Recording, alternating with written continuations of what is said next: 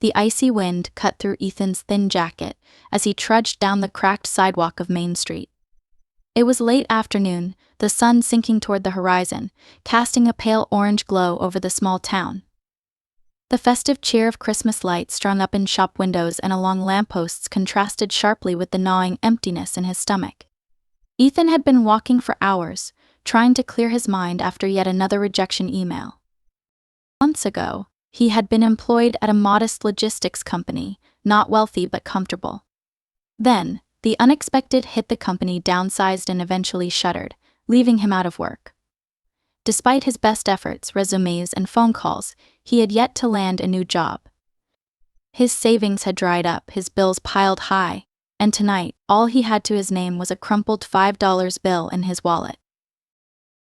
As he turned the corner by the community center, a faint sound caught his attention, a hoarse voice, almost a whisper. Ethan slowed his steps and glanced toward the building's entrance. Sitting there on the cold concrete steps was a man wrapped in layers of mismatched, tattered clothing. A faded gray beanie covered most of his hair, and his face was obscured by a bushy beard that looked more like an untamed forest than a conscious choice. The man held a weathered cardboard sign, its edges curling with moisture. Written in uneven, shaky letters were the words, "Lost everything, just need hope." Ethan stopped mid-stride. The man's gaze was cast downward, his hands trembling slightly as they held the sign. People passed by, their hurried footsteps echoing in the chilled air, glancing briefly at the man before turning away. Ethan hesitated.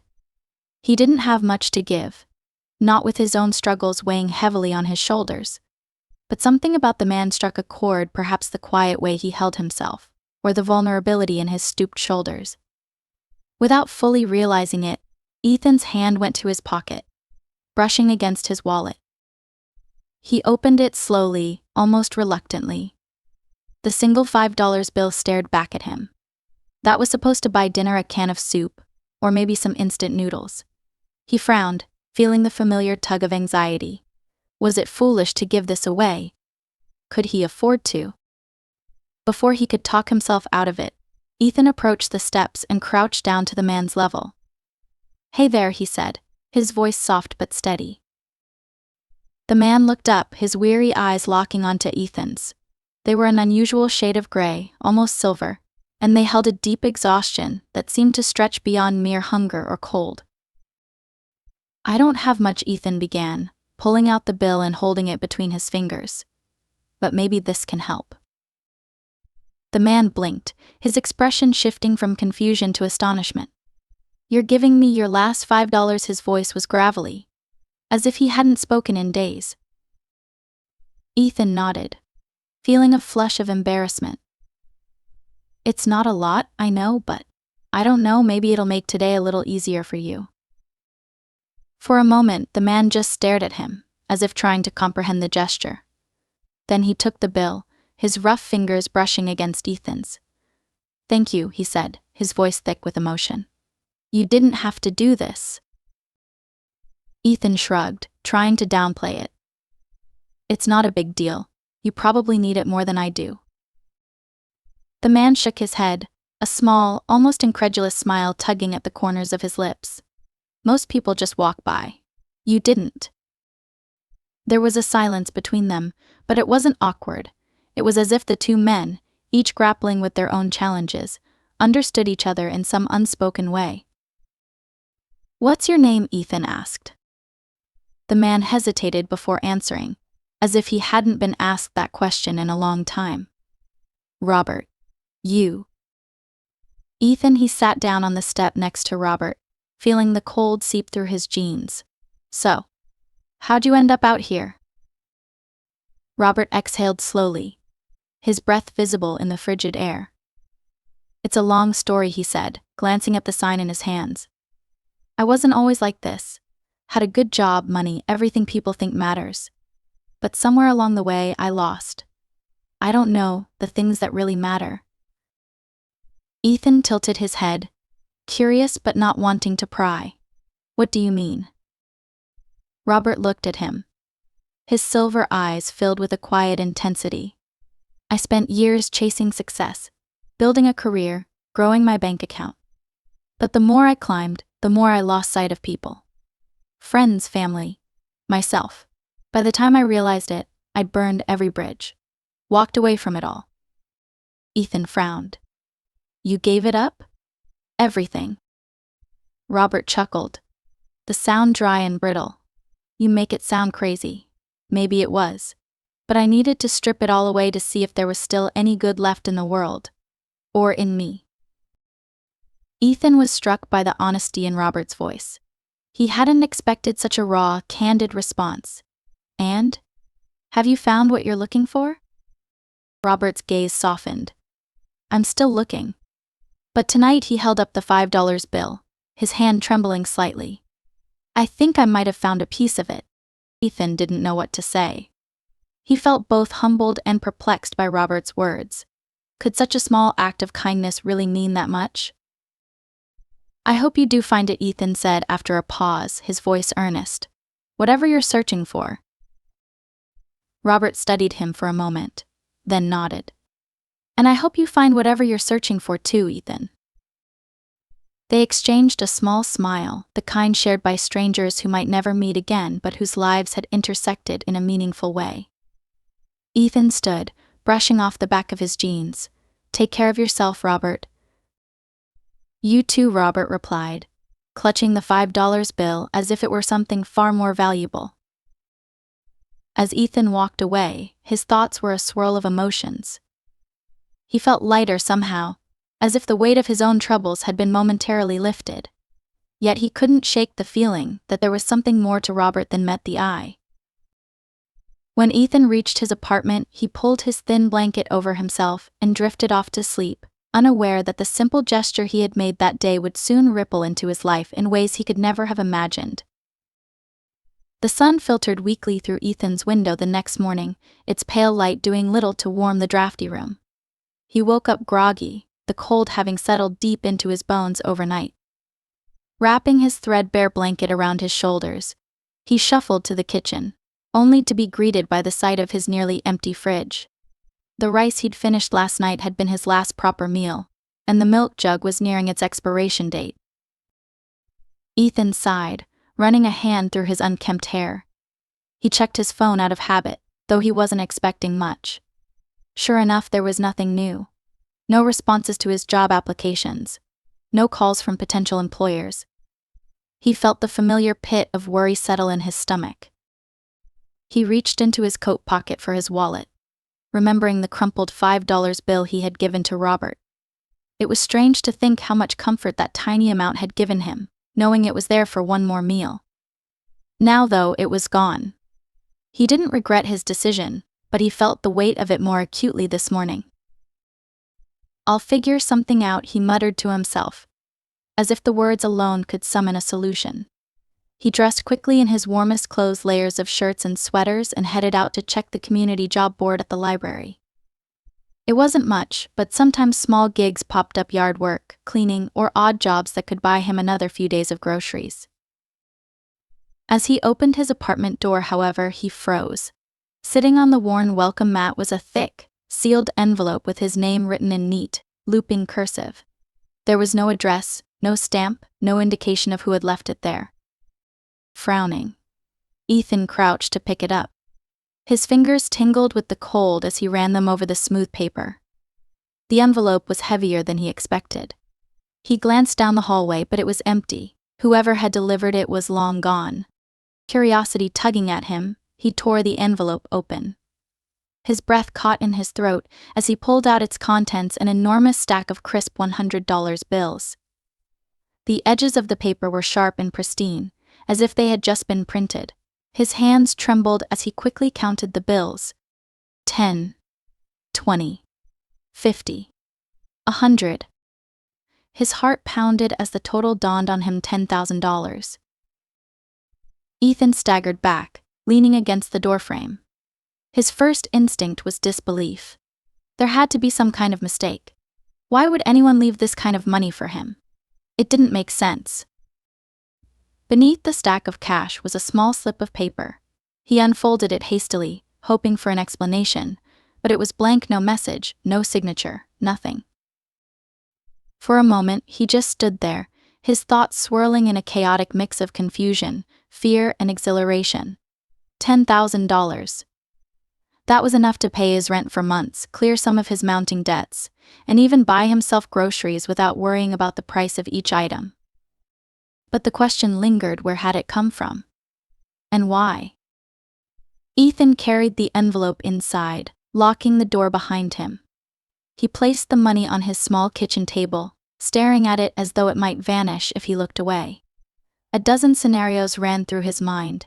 Was it some kind of elaborate prank? A mix-up?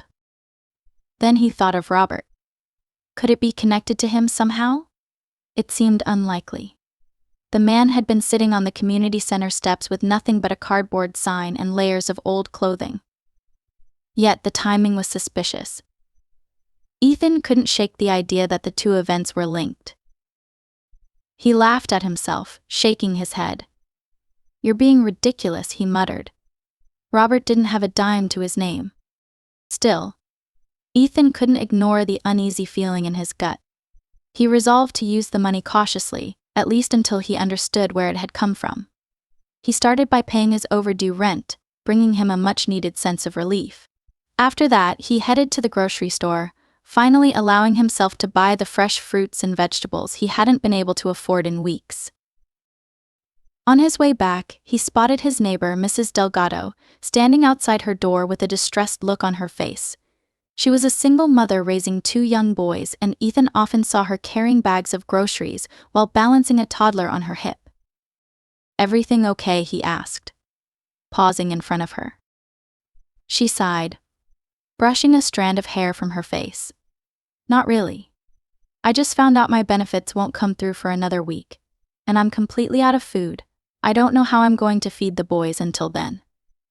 Ethan hesitated. The memory of his own hunger was still fresh, and he knew how demoralizing it could be to feel helpless. Without thinking too much about it, he pulled out a couple of crisp $100 bills from his pocket and held them out to her. Mrs. Delgado's eyes widened. "Ethan, I can't take that." "Please," he said, pressing the bills into her hand. "You have 2 kids to feed. I can't just walk away knowing you're struggling." She looked at him, her eyes brimming with gratitude. "Thank you. I don't even know what to say." "You don't have to say anything," Ethan replied with a small smile. "Just take care of your boys." As he walked back to his apartment, Ethan felt a strange sense of peace. He still didn't know who had left the money or why, but he couldn't ignore the way it was already making a difference, not just for him, but for those around him. That night, as he lay in bed, his thoughts returned to Robert. Something about the man's words stuck with him.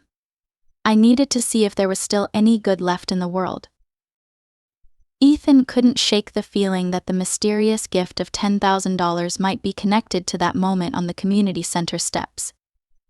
If it was, he wasn't sure what it meant, but he was determined to find out.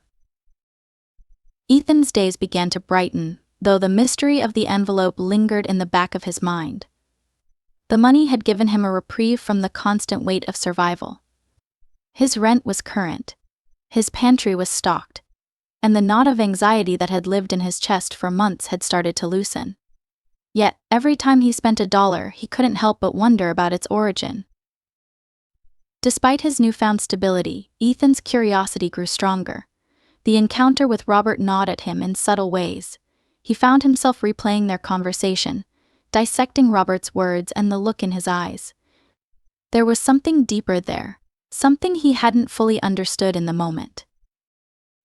Unable to let it rest, Ethan decided to visit the community center again.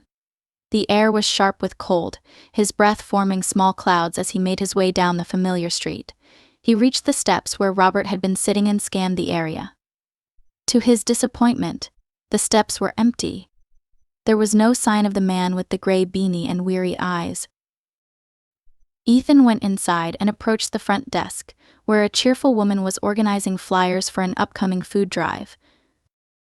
"Excuse me," Ethan began. "I'm looking for someone who was sitting outside a few days ago. He had a sign and, well, he looked like he might be homeless. Do you know if he comes here often?" The woman tilted her head thoughtfully. We get a lot of people coming through, especially when it's cold. Do you know his name? Robert Ethan replied.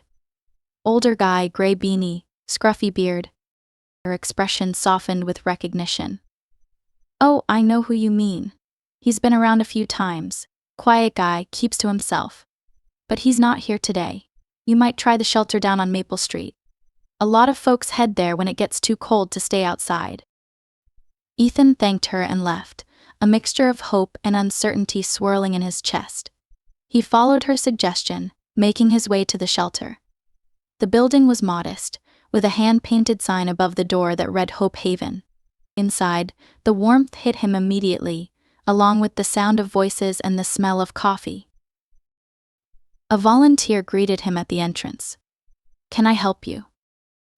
I'm looking for someone named Robert, Ethan said, describing him again. Do you know if he's been here? The volunteer frowned, thinking for a moment. Yeah, I think I've seen him. He was here earlier this week, but he didn't stay long. He comes and goes. Ethan's heart sank a little. Do you know where he might be now? The volunteer shook his head apologetically.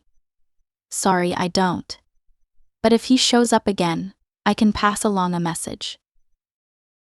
Ethan scribbled his name and phone number on a scrap of paper, handing it to the man. Please do. It's important. As he left the shelter, Ethan felt a pang of frustration.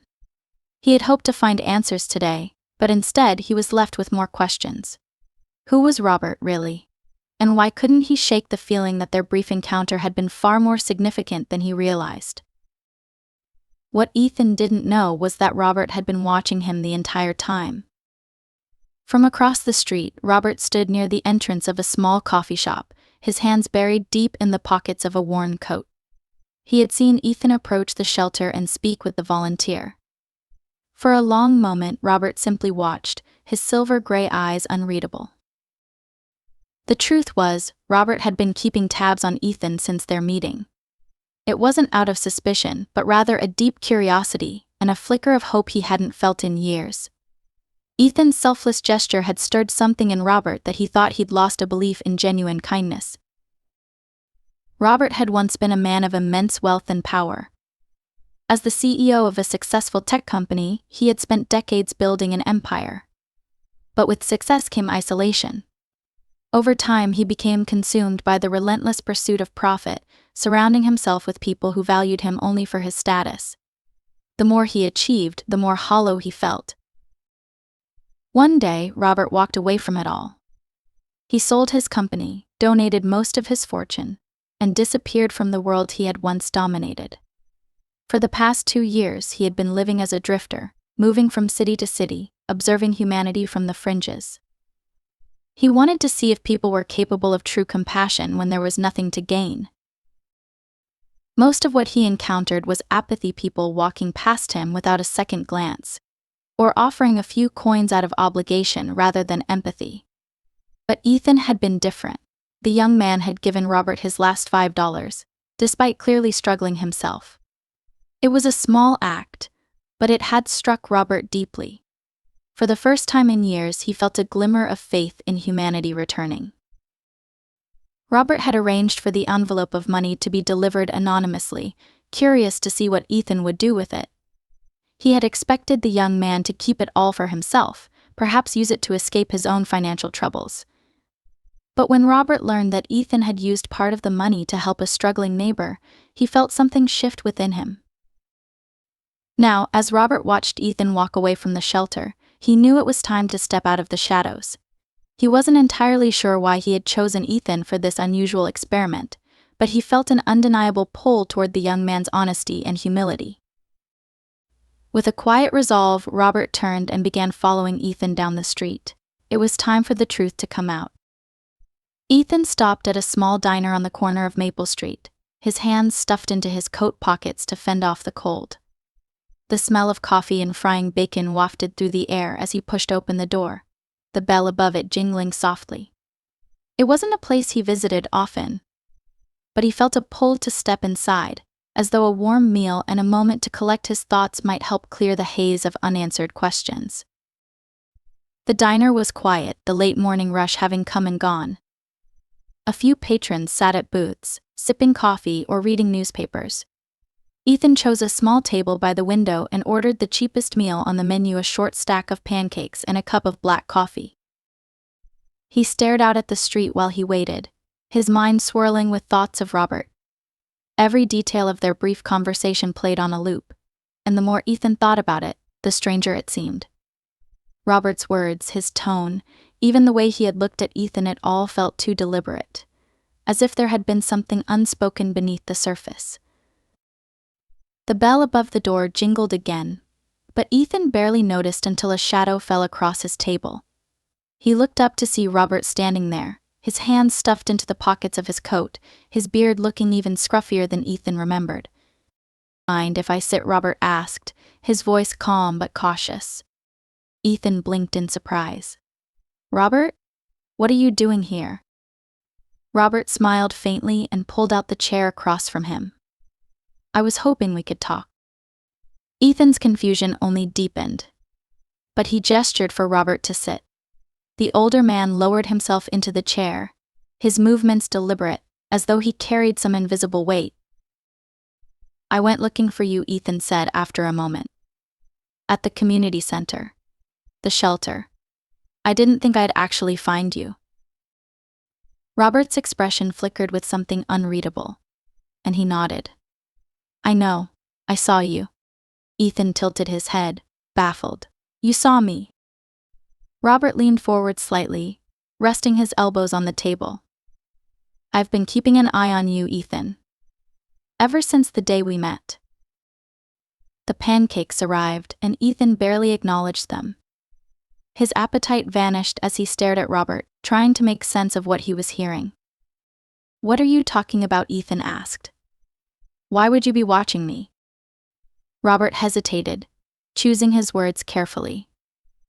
"Because I wanted to see what kind of man you are." Ethan frowned. "What does that mean?" "I gave you $5, that's all." "It wasn't just $5, Robert said softly. "It was all you had. And you gave it to a stranger, knowing you might go hungry because of it. That's not something everyone would do." Ethan shifted uncomfortably in his seat, feeling exposed under Robert's gaze. "I don't understand. Why does that matter to you?" Robert exhaled slowly, his breath visible in the cool air of the diner. "Because I've spent the last few years trying to understand people. What drives them? What makes them good or selfish or indifferent? I've seen so much greed and apathy that I started to believe real kindness didn't exist anymore." Ethan stared at him, his confusion mingling with disbelief. "You're not homeless, are you?" A small smile tugged at the corners of Robert's mouth. "No, not in the way you think." Ethan's mind raced as the pieces began to fit together. The money. The blank note. The way Robert had spoken about losing everything, yet carried himself with a quiet confidence that didn't match his appearance.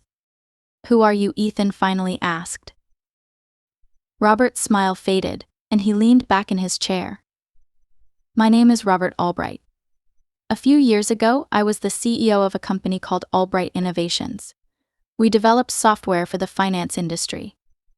Ethan's eyes widened. He had heard of the company, one of the most successful tech firms of its time. "You owned that company. But what happened? Why are you out here, living like this?"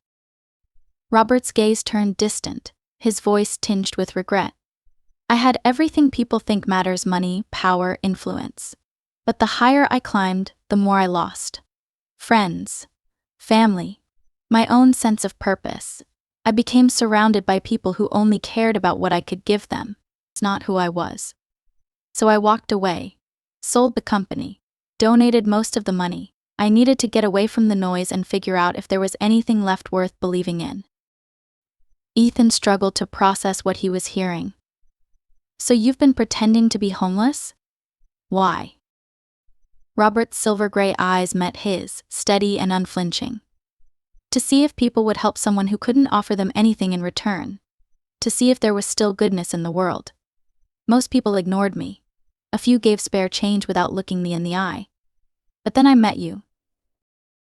Ethan felt a lump form in his throat. I was just trying to help. And you did, Robert said. More than you realize. That's why I wanted to help you in return. The envelope. The money. Ethan's heart pounded as the realization hit him. The $10,000. That was from you. Robert nodded. I wanted to see what you'd do with it. Whether you'd hoard it or use it to make a difference. Ethan shook his head, overwhelmed.